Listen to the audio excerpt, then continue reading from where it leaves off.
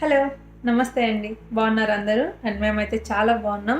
So, నిన్నటి వ్లాగ్‌లో చూసారు కదా! సాష్ట్ర బ్యాడ్మింటన్ ప్రాక్టీస్ ఎలా ఉంది అనేది. నిన్ననే జాయిన్ చేశాను. నిన్న ఫస్ట్ డే. సో, పర్లేదండి. బానే ఆడింది. కోచ్ ఏం చెప్పారంటే, తను అక్కడ ఆడడమే కాకుండా ఇంట్లో కూడా ప్రాక్టీస్ ఇప్పించమన్నారు. ఎవ్రీడే ఒక హాఫ్ అన్ అవర్ ఇమ్మన్నారు. సో, ఇంట్లో ఎలా ప్రాక్టీస్ చేయించాలి అని నేను అడిగితే ఆయన ఫస్ట్ 3 స్టెప్స్ చెప్పారు. సో, ఫస్ట్ ఇవి అయితే ప్రాక్టీస్ చేయించమన్నారు. ఒకటొచ్చి తనకి బ్యాట్ హోల్డింగ్ ఎలా అనేది, అంటే బ్యాట్ అనేది ఫింగర్స్ వి షేప్ మీద ఉండాలి. సో అదొకటి నేర్పించమన్నారు. అండ్ సెకండ్ థింగ్ వచ్చి బెలూన్ని హ్యాంగ్ చేయమన్నారు. సో ఇవాళ బెలూన్ తీసుకొచ్చాను సాష్ట్ర కోసం. బెలూన్ అండ్ ఈ యాన్ కూడా తీసుకొచ్చానండి. ఉలెన్ థ్రెడ్తో హ్యాంగ్ చేద్దామని. ఇక్కడ పైన చూస్తే ఏమీ లేదు. సో ఎలా హ్యాంగ్ చేయాలని ఆలోచిస్తూ కూర్చున్నాను. సో ఫస్ట్ స్టెప్ అయితే మాత్రం బెలూన్ని హ్యాంగ్ చేసి తనని చేత్తో కొట్టమన్నారు బెలూన్ని. అంటే ఒక రెడీ పొజిషన్ నేర్పించారు నిన్న. ఆ పొజిషన్తో తనని బెలూన్ని కొట్టమన్నారు. సో అది ఎలా ఆడుతుంది అనేది మీకు ఫర్దర్గా వీడియోలో చూపిస్తాను. అండ్ సెకండ్ థింగ్ ఏంటంటే, వన్స్ తనకి హ్యాండ్తో బెలూన్ని కొట్టడం వచ్చిన తరువాత ఈ బెలూన్ని తీసేసి ఆ హ్యాంగింగ్కి షటిల్ బర్డ్స్ ఉంటాయి కదా, అది కట్టాలి. ఆ తర్వాత బ్యాట్తో తను అది ప్రాక్టీస్ చేయాలి. సో ఈ 2 స్టెప్స్ నేర్పించమన్నారు. ఇప్పుడు సాష్ట్రకి ఫస్ట్ స్టెప్ నేర్పిస్తున్నానండి. నేను బెలూన్ని హ్యాంగ్ చేస్తున్నాను. సో పైన ఏమి హోల్స్ లేవు కదా, అందుకని నేను ఏం చేశానంటే పుష్పిన్ పెట్టాను. ఇక్కడ కనిపిస్తుంది కదా, పుష్పిన్తో ఇప్పుడు ఈ థ్రెడ్ని కింద దాకా తీసుకొచ్చాను. ఇప్పుడు ఇక్కడ నేను బెలూన్ని హ్యాంగ్ చేస్తాను. సాష్ట్ర కరెక్ట్గా సాష్ట్ర హైట్ తీసుకొని ఇంకా బెలూన్ని కడుతున్నాను నేను. సో తనకు కొట్టడానికి కూడా వీలుగా ఉండాలి కదా. సో ఇది వచ్చి ఫస్ట్ స్టెప్ అండి. సో ఫస్ట్ తనతో హ్యాండ్ ప్రాక్టీస్ చేయిస్తున్నాను. ఫైనల్లీ బెలూన్ అయితే హ్యాంగ్ చేసానండి. సో ఇంకా సాష్ట్ర ఇప్పుడు ఫస్ట్ స్టెప్ నేర్చుకోబోతుంది. ఇప్పుడు సాష్ట్ర ఇచ్చిన పోస్టర్ వచ్చి రెడీ పొజిషన్ అంట. సో తను అలా ఉండి, అంటే లెఫ్ట్ లెగ్ని మూవ్ చేయకూడదు, రైట్ లెగ్ని మాత్రమే మూవ్ చేయాలి. So ready position, hit. Ready position, మళ్ళీ బ్యాట్ ఎక్కడ పెట్టున్నావు, బ్యాట్ మళ్ళీ హిట్ కొట్టు, మళ్ళీ రెడీ పొజిషన్. సో నువ్వు అలా కొట్టేసి బ్యాక్ వెళ్ళిపోవాలా, కానీ నువ్వే ట్రై చేయి. ఇంకా నువ్వు చూడు బ్యాట్ ఎక్కడ పెట్టినావు, కరెక్ట్గా రావాలి. కానీ కొట్టు, హిట్, మళ్ళీ రెడీ పొజిషన్. వెంటనే నువ్వు ఆలోచించకూడదు, ఫాస్ట్గా వెళ్ళిపోవాలి నీ ప్లేస్కి. సో సాష్ట్ర ఈ బెలూన్ని అలా కొట్టి తన పొజిషన్కి మళ్ళీ వెళ్ళిపోవాలి. అంటే ఏంటి, రైట్ లెగ్ బ్యాక్ వెళ్ళిపోవాలి. లెఫ్ట్ లెగ్ని ఎక్కువ కదపకుండా రైట్ లెగ్గే, అంటే ఏంటి, బెలూన్ని కొట్టేటప్పుడు ఆ రైట్ లెగ్ ఫ్రంట్కి రావాలి. సో మళ్ళీ తను రెడీ పొజిషన్ అనగానే రైట్ లెగ్ బ్యాక్ వెళ్ళిపోవాలి. సో లెఫ్ట్ లెగ్ని ఎక్కువ మూమెంట్ ఇవ్వకుండా, సో రైట్ లెగ్తోనే మనం పని చెప్పాలన్నమాట. బట్ తను ఇప్పుడే ప్రాక్టీస్ స్టార్ట్ చేసింది కదా, ఆ రెడీ పొజిషన్ అనేది కూడా అంత కరెక్ట్ కాదు. బట్ స్టిల్ తను ప్రాక్టీస్ నేర్చుకుంటుంది. ఇక్కడ ఇంకో విషయం షేర్ చేయాలండి. నేనేమి ఇందులో పెద్ద ఎక్స్పర్ట్ ఏం కాదు, కోచింగ్ ఇచ్చే అంత ఎక్స్పర్ట్ అయితే కాదు. వాళ్ళ కోచ్ నాకు ఏమైతే చెప్పించారో అందులో ఒక 75% నేను సాష్ట్ర దగ్గర నేర్పించడానికి ట్రై చేస్తున్నాను. ఎందుకంటే వాళ్ళు చెప్పినంత ఇన్ డీటెయిల్గా అయితే కూడా నేను నేర్పించలేను. ఎందుకంటే నాకు కూడా అంత ఐడియా లేదు కదా. నేను కూడా లక్ష్మి చెప్తూ ఉంటారు ఇవి. సో నేను ప్రాక్టీస్ చేస్తూ ఉంటాను సాష్ట్ర దగ్గర. నాకు కూడా బ్యాడ్మింటన్ అంటే చాలా ఇష్టం అండి. బట్ నాకు ఎలా హోల్డ్ చేయాలి అంటే టిప్స్ మీద ఏం నేను ఆడను, బట్ నార్మల్గా బాగానే ఆడతాను. సో నాకు చాలా ఇష్టం. సో ఇంక ఇక్కడ సాష్ట్రకి సెకండ్ థింగ్ నేర్పిస్తున్నాను. ఏంటి అంటే బ్యాట్ని ఎలా హోల్డ్ చేయాలని. వాళ్ళ కోచ్ ఏం చెప్పారంటే వి షేప్ వచ్చేలాగా బ్యాట్ని హోల్డ్ చేయాలి అని చెప్పి. సో సాష్ట్ర హ్యాండ్ కొంచెం చిన్నగా ఉంది కదా, అంతగా కరెక్ట్గా పట్టుకోలేకపోతుంది. బట్ ఫైనల్గా బ్యాట్ని అయితే కొంచెం బాగానే పట్టుకునింది. సెకండ్ థింగ్ ఏంటంటే, అర్థమైంది కదా, బ్యాట్ని వి షేప్ వచ్చేలాగా హోల్డ్ చేయడం. సో ఫింగర్స్ కనిపిస్తున్నాయి కదా, ఇలా వి షేప్ వచ్చేటట్లు పట్టుకోవాలి బ్యాట్ని. సో తనకి గ్రిప్ ఉండట్లేదు ఇలా పట్టుకుంటే, మేబీ ఫింగర్స్ చిన్నది కావడం వల్ల. సో పోన్ నేర్చుకుంటుంది ఇంకా. సో ఇది ఒకటి నేర్పించమన్నారు ఇంట్లో. అండ్ థర్డ్ వన్ ఏంటనేది కూడా చూపిస్తాను. ఇప్పుడు నెక్స్ట్ స్టెప్ ఏంటి అంటే, బ్యాట్ని ఇలా హోల్డ్ చేసుకొని రైట్ లెగ్ ఫ్రంట్కి పెట్టి సాష్ట్ర. సో ఇది పొజిషన్ అన్నమాట. సో ఒక షటిల్ బర్డ్ని అట్లా ఇచ్చి బ్యాక్ లెగ్ అంటే లెఫ్ట్ లెగ్ మూవ్ చేయకుండా ఓన్లీ రైట్ లెగ్నే మూవ్ చేస్తూ ఆ షటిల్ని కింద పడకుండా కొట్టాలి. సాష్ట్ర ఇప్పుడు ఫస్ట్ టైం ప్రాక్టీస్ చేస్తుంది, తనకైతే కొట్టడం రాదు అసలు. సో బట్ ఇంట్లో అయితే వాళ్ళ కోచ్ ఏం చెప్పారైతే, ఇంట్లో అయితే ఇది ట్రైనింగ్ ఇవ్వమన్నారు. అంటే ఏంటి, తను ఉన్న పొజిషన్లోనే ఉండాలి, రైట్ లెగ్ ఫ్రంట్కి ఉండాలి. సో దాన్ని హిట్ చేయాలి. ఒకవేళ తను మూవ్ అవ్వాలి అని అనుకుంటే ఓన్లీ రైట్ లెగ్ని మాత్రమే జరపాలి. రైట్ లెగ్ని మాత్రమే మూవ్ చేయాలి. అదర్వైజ్ మరీ షటిల్ బెడ్ ముందుకు వెళ్ళిపోతూ ఉంటే రైట్ లెగ్తోనే తన ఫ్రంట్కి వస్తూ ఉండాలి. అట్లా అంటే 2 కాళ్ళు ఒకేసారి ముందరికి జరపకూడదు. సో ఇది ప్రాక్టీస్ చేయించమన్నారు. సో ఇది ప్రాక్టీస్ చేయడానికైతే సాషా కొంచెం కష్టపడుతుంది. కొట్టానా రైట్ లెగ్గే మూవ్ చేయి, నీకు రావాలి. అట్లా ఓన్లీ రైట్ లెగ్తోనే ముందుకు రావాలి నువ్వు.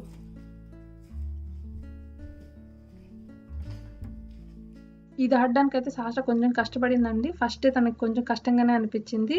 బట్ తను ప్రాక్టీస్ చేస్తూ ఉండింది. అండ్ అది ఒక 3-4 టైమ్స్ ఇప్పుడు హిట్ చేయగలుగుతుంది. సో ఇంక అంతే కదండి.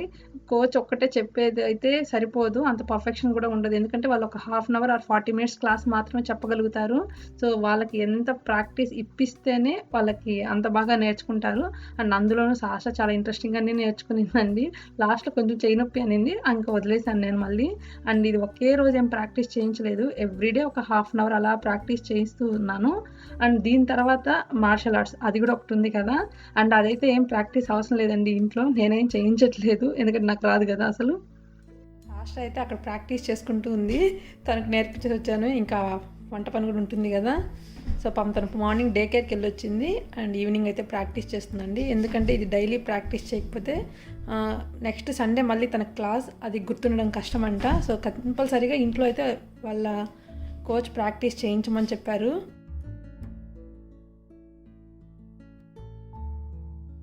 అంతే, నువ్వు ప్రాక్టీస్ చేయి, అమ్మ వస్తుంది.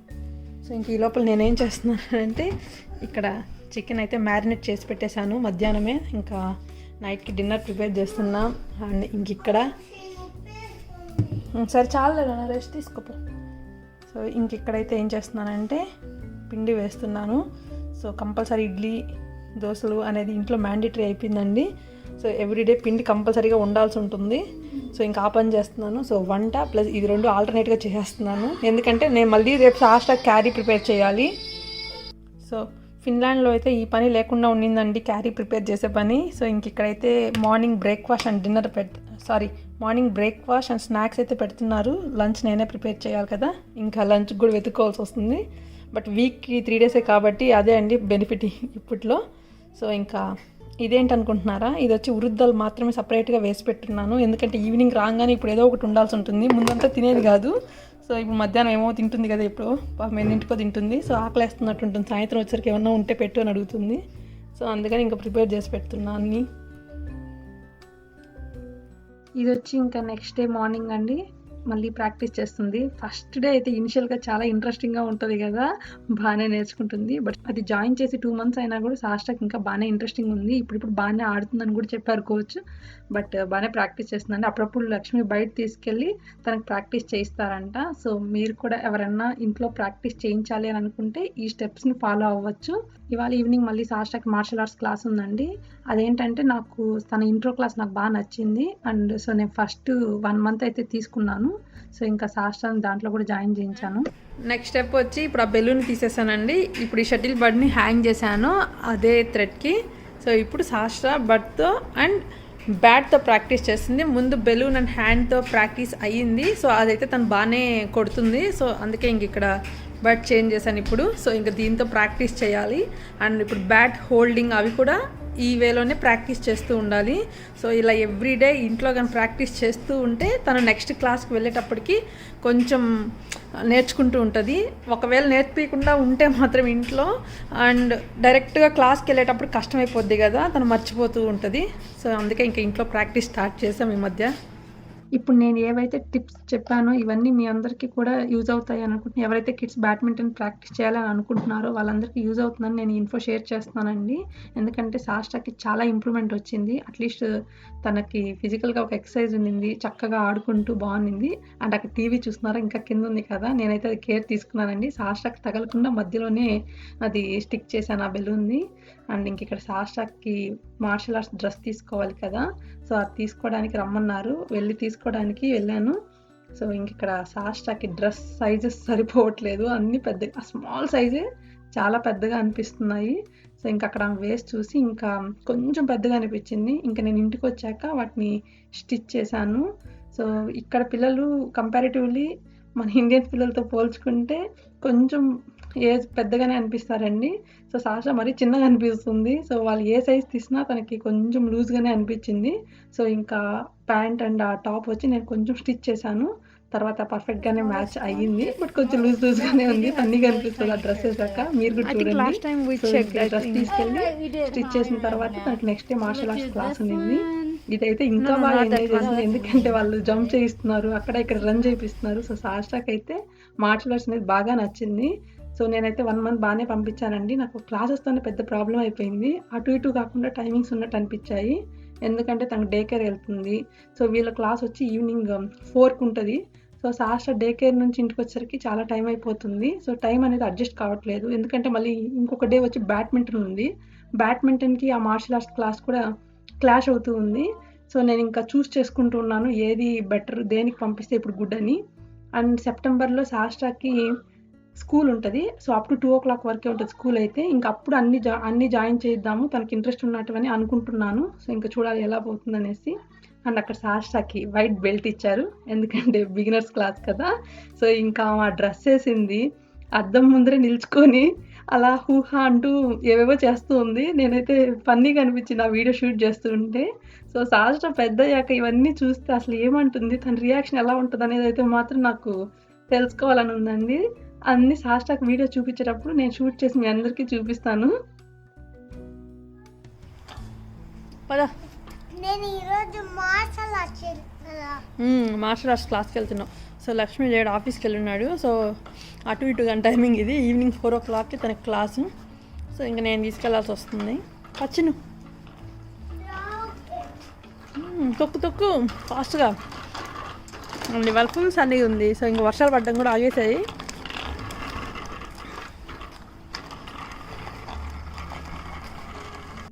రే రే రే సాష సైడ్ ఉన్నాము. సో సైడ్లో పద పద. సో మా ఇంటి దగ్గర నుంచి ఆ మార్షల్ ఆర్ట్స్ క్లాస్కి వచ్చి 0.8 మైల్స్ ఉంది. అంటే ఆల్మోస్ట్ 1 కిలోమీటర్ ఉంది. సో ఇలా వాకింగ్ కూడా చేసినట్టు ఉంటుందని చెప్పి ఇంకా ఈ టైం కూడా నేను చేసుకున్నాను. ఎలానో ఇంట్లోనే కదా ఉంటున్నాము. సో ఇంకా మనం కూడా ఏదైనా ఫిజికల్ ఎక్సర్సైజ్ చేసినట్టు ఉంటుంది, అలా వాకింగ్కి అలా వెళ్ళినట్టు ఉంటుందని చెప్పి ఇంకా ఈ టైం చేసుకున్నాము.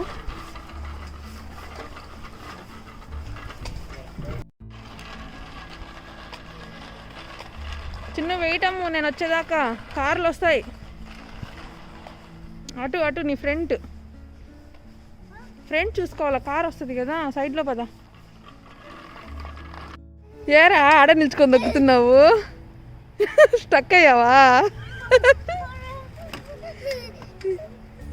స్పీడ్ బ్రేకర్ ఉంది అక్కడ. సో స్పీడ్ బ్రేకర్ ఎక్కించాక స్టక్ అయింది. కార్ ఏం రావట్లేదు, భయపడకు.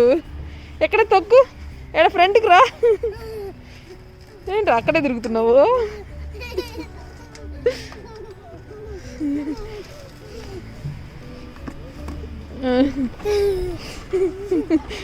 పద. ఇలా మేము వెళ్తూ ఉంటే మాకు అక్కడ చిన్న ఇన్సిడెంట్ జరిగింది. మేము రోడ్ సిగ్నల్ క్రాస్ చేస్తూ ఉంటే ఒక డాగ్ వచ్చిందండి. అది ఎక్కడి నుంచి వచ్చిందో తెలియలేదు. ఒక ట్రక్‌లో నుంచి జంప్ చేసి వచ్చేసింది. అండ్ అది ఎంత పెద్దగా ఉందో అసలు నా వైపుకి, సాషా వైపుకి పరిగెట్టుకుంటూ వచ్చింది.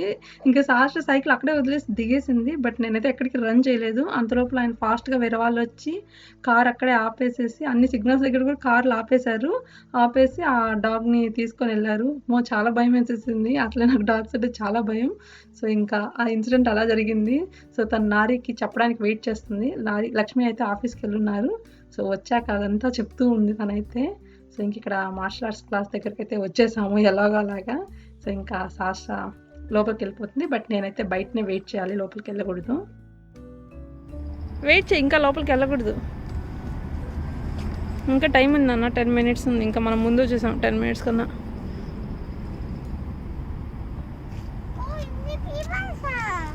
ఇంకా రాలే ఎవరు, వస్తారులే, వెయిట్ చేయి ఇక్కడే.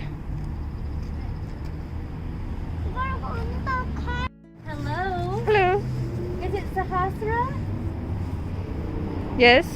All right, Sahasra, welcome back. Have you had a new or worsening cough? Have you had a fever? Any shortness of breath? Have you been in close contact with anyone with those symptoms or anyone that's tested positive for COVID in the last 14 days?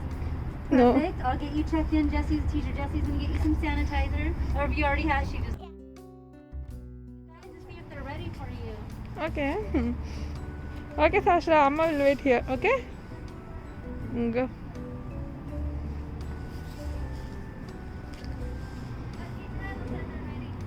Go ahead, Sahasra. Okay yeah, I will wait here. Sahasra martial arts class అయితే అయిపోయిందండి.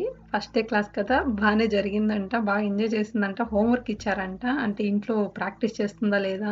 So మా homework అంతా fill చేసి వాళ్ళకి ఆ paper మళ్ళీ return ఇస్తే ఏదో ట్రెజర్ బాక్స్లో హంట్ ఉంటుందంట, అంటే ఏదైనా వాళ్ళకి కావాల్సింది తీసుకోవచ్చు అంటే స్టిక్కర్స్ అలాగా. సో అవన్నీ వచ్చాక చెప్తూ ఉంది.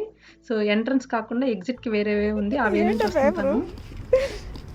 ఇది నేను ఇంకా హోంవర్క్ చేయలేదంట. నువ్వు హోంవర్క్ చేయలేదట్నా? ఎవరే సాష్రా, ఎవరు?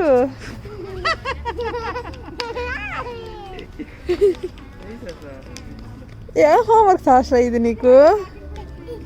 ఇది నేను హోంవర్క్ చేసినందుకు అన్ని హోంవర్క్ అప్పుడు నా ఫాదర్ బాక్స్ ఇస్తారు. అన్ని ఉంది, స్టిక్కర్స్ ఉన్నాయి. ఓహో, ఈ హోంవర్క్ చేస్తే నీకు స్టిక్కర్ బాక్స్ ఇస్తారా?